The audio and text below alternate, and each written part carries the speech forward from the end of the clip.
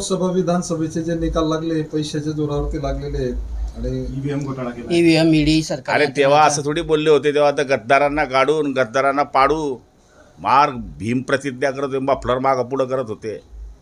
आता कुठं गेलं त्यांचं मफलर? हे जिथे जाता पांढऱ्या पायाचे आहेत, जिथे जाता तिथे शिवसेना संपते. आता जळगावच्या त्याच स्टेजवरती घेऊन आलेली आहे शिवसेना. भाऊ जर काल बघितलं तर सुरेश दादा यांची देखील यांनी भेट घेतलेली आहे. बंद द्वार जवळपास 15 मिनिटं. सुरेश दादांनी ही सगळ्या गोष्टीमधलं राजकारण सोडून दिलं आहे. जो व्यक्ती चांगला आहे त्याच्या मागे सुरेश दादा राहतात. जे लोक चांगले काम करत असतात त्यांच्या मागे सुरेश दादा राहतात. आणि संजय राऊत किती बी लाड्या लोगड्या करायला गेला तर त्याच्या मागे माहिती आहे की काही परिणाम होणार नाही. सुरेश दादांना राजकारणाशी सध्या काहीच घेणं नाही आहे. सुरेश दादा ज्येष्ठ नेते आहेत आणि मार्गदर्शक सगळ्यांचे आहेत. ज्येष्ठ आहे, आमचे ज्येष्ठ आहेत, सगळ्यांचे ज्येष्ठ आहे. प्रताप सरनाईक आज म्हटलं आहे आज. की हिंदी भाषा ही मुंबईची आता बोलीभाषा झालेली आहे.